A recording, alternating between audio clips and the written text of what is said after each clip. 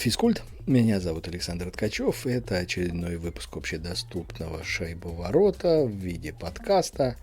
Подкастов этих порядка 40 выпусков уже было. Ну и вот, соответственно, сегодняшний будет по тому принципу, по которому в последнее время большая часть. То есть я возьму часть материалов, которые я делал для моих подписчиков в закрытом телеграм-канале «Радио Ткачки», и к этому добавлю ответы на вопросы, которые накопились. Так что, собственно, вот уже по хоженой траектории мы с вами пойдем. Поговорим сегодня про права молодежи, про Лючича, про Орёника с его коньками, и я отвечу на несколько вопросов. Для тех, кто хочет попасть в радио Ткачики, все есть в описании.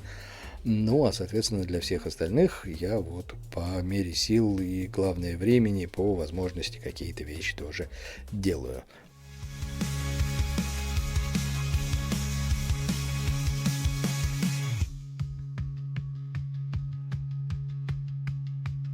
Хочу рассказать две истории, таких недлинных, но забавных, на мой взгляд, вполне заслуживающих того, чтобы через призму конкретных людей понять, что ситуации, конечно, бывают очень разные, а с другой стороны понять, какие существуют какие-то нормативные методы и какие существуют, с другой стороны, усилия, чтобы какие-то решить проблемы в НХЛ.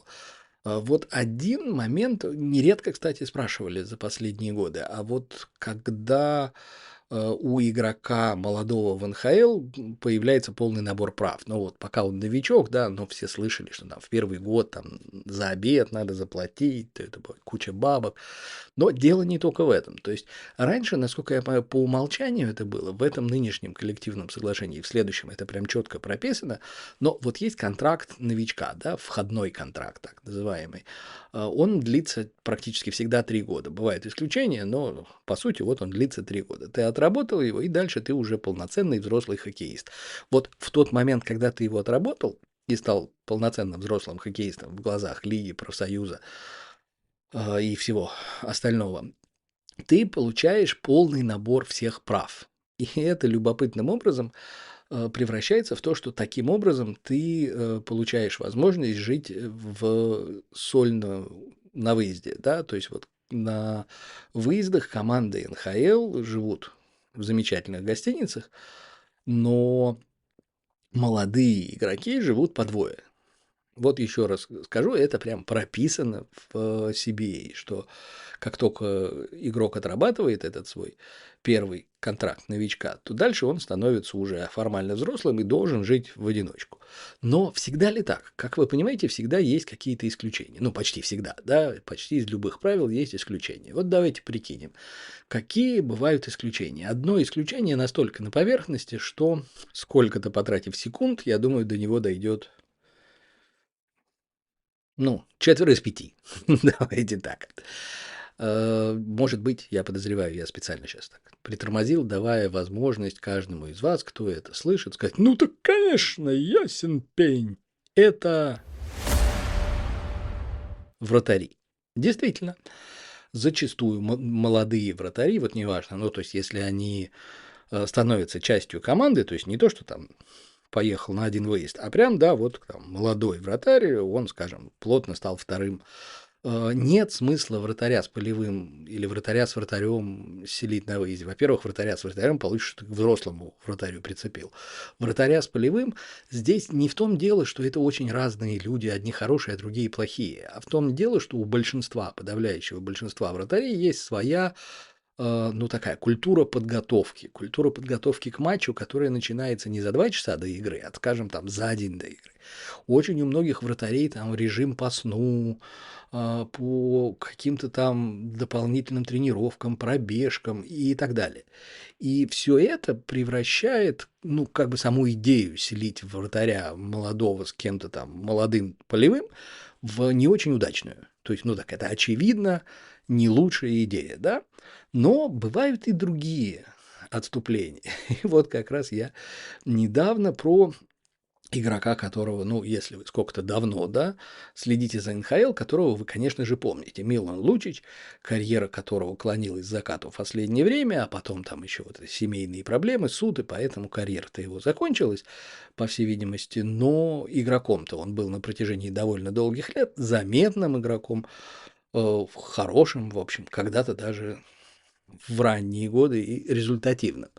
И там любопытно, что так до сих пор до конца и непонятно, почему он перестал быть результативным игроком, потому что у него возникли проблемы не с опасными моментами, а с реализацией.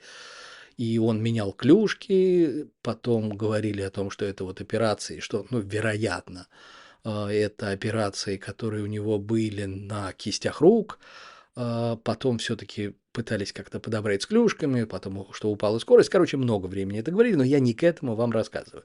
Я рассказываю вам к тому, что Лючич был человеком, которого селили в одиночку на выездах, еще когда он был совсем-совсем молодым хоккеистом. И вот тут, ну, почему? Опять же, тут, смотрите, я чуточку приторможу, вы сами для себя там сейчас, ну, не знаю, где вы, как сейчас это слушаете, но да это потому, что он. И тут, я думаю, ну, угадает меньший процент людей, чем с вратарями, но тем не менее это несложно. То есть дело не в том, что он какой-нибудь особенный, там, не знаю, никто не выносил его общество, или он в бубен другому давал. Нет. Дело в том, что Милан Лючич всегда был знатный храпун, храпец. В общем, храпел так, что он хорошо храпел, а рядом с ним люди плохо спали. И поэтому совершенно очевидно никакого смысла кого-то с ним селить, чтобы человек страдал, не было. И на это, кстати, практически вот тоже недавно, в эти же сроки, я историю про не такого известного, как Лучич, и не добравшегося до НХЛ человека, но игравшего в минорных лигах, то есть как бы задрафтованного, и прям вот он еще играл в этой лиге, и на выезде, когда его селили с кем-то, всегда ему стремились, ну, то есть со мной он уже жил, поселитесь с другим. И причина была в том, что он был, ну вот это расхожее выражение по этому поводу, там лунатизм, да, но он, когда засыпал, он не всегда, конечно, но он зачастую вставал, начинал не просто бродить по номеру, а еще начинал бухтеть, типа пора-пора, ну, собираемся, сегодня игра, пора-пора. И некоторое количество времени все думали, что это у него такой юмор тупой, что он просто всех разыгрывает. Потом поняли, что нет, что реально вот человек во сне ходит, бродит и еще бубнит. Вот, поэтому и такое бывает. Но Лучич был знатный храпун. Переходим ко второй теме.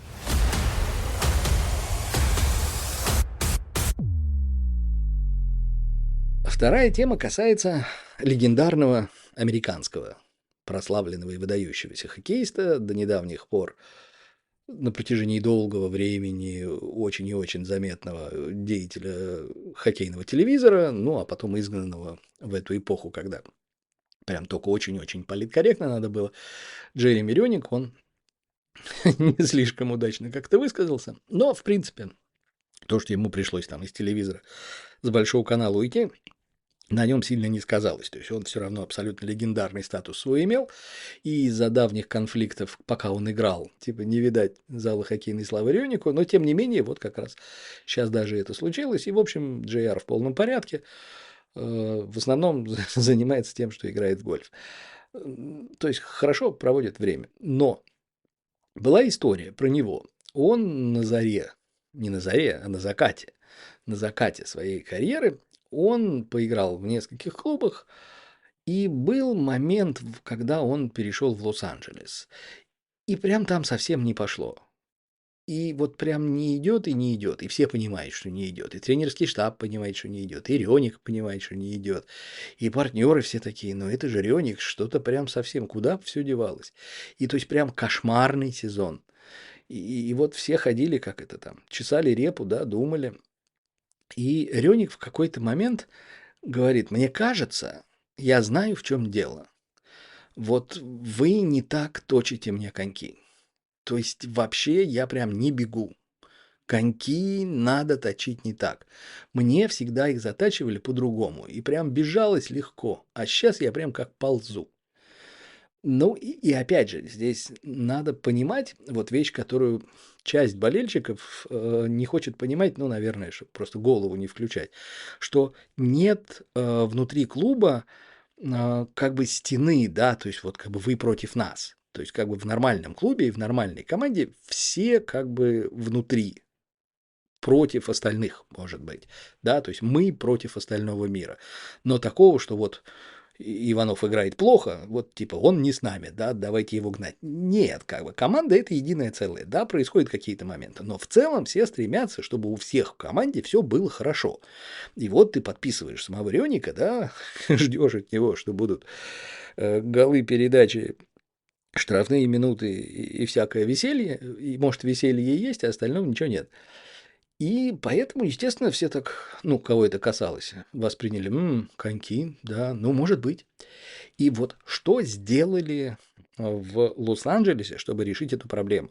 Они взяли, договорились, разработали план, потому что здесь надо понимать, что это как бы, если бы он из Нью-Йорк Рейнджерс перешел в Нью-Йорк Айлендерс, да, или там в Нью-Джерси, это хотя бы был решаемый вопрос. А так надо понимать, по ходу сезона, то есть когда все команды то дома, то на выезде, и это другой город, то есть это непростая задача с точки зрения организации процесса. Тем не менее, вот эти вот сервисмены в Лос-Анджелесе договорились, отправили коньки Рёника в Филадельфию, с просьбой, пожалуйста, вот заточите, значит, ну это чтобы совпало с моментом, когда точильщики в Филадельфии, которые точили коньки Рёнику раньше, были в Филадельфии, чтобы они это сделали, соответственно, ну, по логистике потом, чтобы вот передать, где-то встретиться, вот пересечься, и проходит время, это не один день, мягко говоря, заняло, опять же, в силу того, что это все надо было организовать, но, значит, они сумели это сделать, и гордые собой на тренировке вручают Рёнику коньки и говорят, ну вот, заточили прям как в Филадельфии, потому что заточили в Филадельфии. И Рёник такой, о, отлично, ну сейчас всех будем рвать.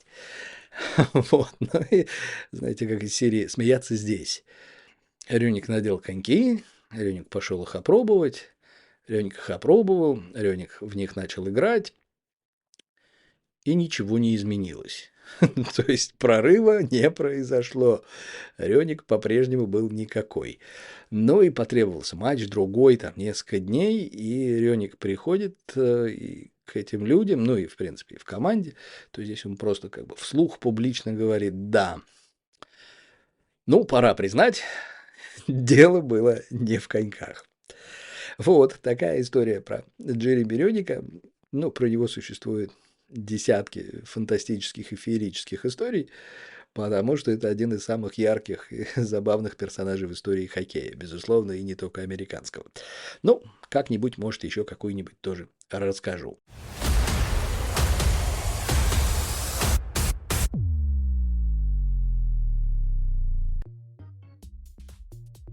Итак, ответы на вопросы, накопившиеся. И здесь я должен подчеркнуть, что вот раньше я призывал в разных местах задавать, сейчас это прерогатива тех, кто является подписчиками в радиоткачке, ну или в YouTube в комментариях к каким-то предыдущим постам, желательно последним, чтобы я их увидел. И это что касается того, как задавать вопросы. Сейчас еще из накопившихся прошлых есть несколько неотвеченных, с ними и будем разбираться. Вопрос от Павла. Александр, здравствуйте. Первый сезон, увлекаюсь хоккеем, возможно, что-то не понимаю. Почему Эдмонтон не может рассмотреть недрафтованного Серебрякова за небольшие деньги, укрепить вратарскую бригаду? Почему в НХЛ так мало недрафтованных берут? Кажется, что если по миру посмотреть, можно достойных найти за небольшие деньги. Значит, Павел, смотрите. Во-первых, молодец, что увлекаетесь. Первый сезон, понятно, логично, что все сходу сразу узнать невозможно.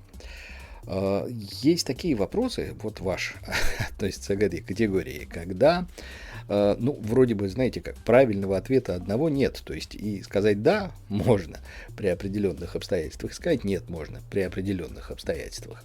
Значит, что касается Серебрякова, хотя я бы здесь от конкретики уходил, что касается вратарей Эдмонтона, если хотите, гипотетически незадрафтованного хоккеиста можно подписать, нет такой проблемы.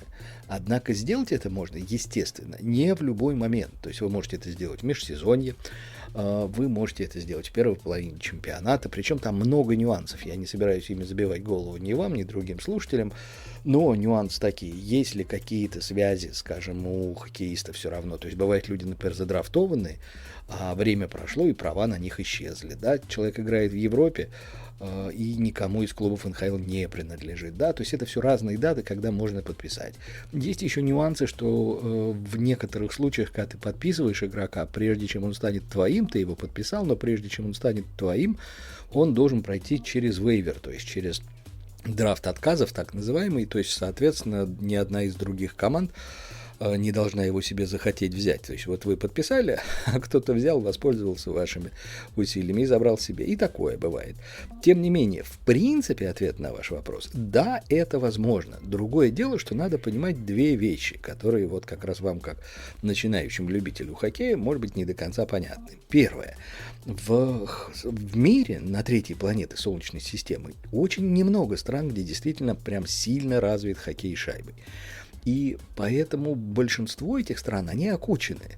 Ну, то есть это в Северной Америке 2 страны, в Европе тоже, от силы десяток стран. Это десяток от силы, вот включая туда все вот эти какие-то относительно недавно ставшие сколько-то серьезными страны. И естественно, что в чемпионатах этих стран не так уж много людей, которых можно пропустить. Тем не менее, у каждой НХЛовской команды есть свои скауты. Скауты бывают разных типов, но вот есть скауты по молодежи, те, которые ездят по Европе и отсматривают. Понятно, что в чемпионате России, Швеции или Финляндии они проводят больше времени, чем в чемпионате, условно говоря, там, Словакии. Но и в чемпионате Словакии они посмотрят. То есть они отмечают кого-то, выделяют, ведут их затем. Поэтому очень небольшой процент людей не попадает в поле зрения команд. Это не значит, что их обязательно задрафтовали. Есть те, кого не задрафтовали, но на примете держали. Это раз. 2, есть еще момент, он сугубо североамериканский, но тем не менее, он происходит вот по весне, когда заканчивается у американских студентов сезон, вот тогда те, кто даже не задрафтован, но тем не менее как-то раскрылся, им обычно не 18, а побольше, они подписывают контракты в статусе свободных игроков, то есть они не с драфта, а они не задрафтованные в основном. Есть и такие нюансы, поэтому посмотреть по миру и найти достойных за небольшие деньги – это утопия. Потому что большинство просмотрено. Да, найти можно. Да, всегда есть шанс откопать, выбрать в очень позднем раунде драфта или вообще не задрафтовано. Эти варианты есть, но они редки. Это как выиграть в лотерею. Поэтому такое может быть. Но, тем не менее, подавляющее большинство хороших хоккеистов, если они не задрафтованы, они все равно, что называется, на карандаше. Еще один вопрос. Алексей спрашивает. За последние 3 года регулярно вижу, как у хоккеистов отваливается лезвие конька. Раньше я такого не замечал. С чем связана такая эпидемия лезвия падения? Алексей, то, что вы не замечали, на самом деле, можно, конечно, было пошутить, что это вы невнимательно смотрели, но в целом вы правы. Тут дело в том, что технологии не стоят на месте, как принято говорить, да, но при этом они иногда развиваются, знаете, как постепенно, а потом бац, и захватывают весь мир. Вот с коньками это примерно такая история. То есть, вот, скажем, если взять какую-то такую давнюю аналогию с каким-нибудь другим предметом хоккейного инвентаря, клюшки, да, менялись материалы, но до последнего всегда оставался кто-нибудь там, вот последний, кто играл деревянной клюшкой, да, условно говоря. Вот с коньками это постепенно стало меняться, вошло в моду, и теперь это почти тотально. Но, правда, это почти важное. Мы сейчас к нему вернемся, просто я объясню суть. Если вы даже не в хоккей играете, а просто катаетесь на коньках, на каких-то таких, я не буду говорить старомодных, да, но на обычных еще в недавнем прошлом, то это лезвие конька, оно прям накрепко приделано к самому ботинку, правильно? А современная технология позволяет сделать сменным это лезвие. То есть вы просто нажимаете две кнопки, да, и лезвие вываливается, вы ставите новое. Удобно ли это? Ну, очень-очень во многом удобно. И это позволяет моментально поменять лезвие, ну, почти моментально, да. И это позволяет, в общем, удешевить процессы, это позволяет сэкономить время. Вот у меня как раз это вызывает ассоциацию с историей про коньки Рёника, которые вот я рассказывал сегодня, да, вот можно послушать выше. То есть это удобно тем, что это быстрее, не надо запариваться, поменял лезвие, пошел дальше, и что при этом, как бы, ну, с экономической точки зрения это тоже выгодно. То есть это уже не для игрока даже, но если вы сами себе коньки покупаете, да, то опять же, чем покупать новые коньки, предположим, проще поменять лезвие, правда, дешевле. Но здесь мы подходим к слову «почти», которое я упоминал. И это самое слово «почти», оно касается двух людей, как минимум двух людей. То есть я не берусь за всех там, ну, грубо говоря, 1000 человек, играющих в сезоне, появляющихся там, ну, если взять вместе со всеми, кто там из АХЛ поднимается, опускается, то будет где-то под 1000. Не берусь утверждать за всех, но если взять известных игроков, да, то есть каких-то тех, которые на виду, то, насколько я знаю, только 2 известных хоккеиста, причем в данном случае суперизвестных хоккеиста, не поменяли, то есть остались с старыми коньками-ботинками вместо варианта сменных лезвий. Но фамилии этих хоккеистов Кросби и Макдэвид. Почему? Потому что и тот, и другой очень и очень здорово катаются, и им неудобно. Тут даже те, кто на любительском уровне поигрывает, все равно какой-то комплект экипировки есть, да, минимальный, сталкивался с тем, что иногда бывает так, что что-то новое не сразу становится удобным. Поэтому вот у профессиональных, у взрослых, прям возрастных хоккеистов очень часто бывает история, когда он долго-долго не меняет что-то из экипировки, хотя оно уже там поизносилось вроде бы, а он такой, мне комфортно. Ну вот я прям, мне комфортно. В случае с Кросби он говорил, объяснял, почему он не переходит на эти новые коньки, тем, что у него манера такая катания, в которой он очень часто останавливается и меняет направление. То есть происходит такая как бы быстрая смена движения, а это сильно давит на коньки, и поэтому вероятность, что они вылетят, она велика. И ему некомфортно, и еще вероятность, что будет вылетать выше. Но то, что вероятность еще как-нибудь можно решить, но ему некомфортно. То есть он говорил о том, что он ощущает, ну давайте самое близкое слово подберем, некоторую хлипкость в этой удобной с точки зрения технологии, но вот для него неудобной новой версии. Что касается Макдэвида, если брать действующих хоккеистов, он же не случайно, в общем, считается самым быстрым, да, и для него тоже есть некий дискомфорт. Я от него точного объяснения, почему так не слышал, вот от Кросби слышал, от Макдэвида нет. Но подразумеваю, что это та же самая история. То есть ему, как человеку, у которого катание близко к совершенному, недостаточно комфортно. То есть, вероятно, они оба перейдут когда-то в какой-то момент, когда еще чуточку станет этот вопрос получше доработан, доведен до ума. Так что эпидемия лезвепадения есть, но это все потому, что так удобнее, и, как говорится, прогресс не стоит на месте.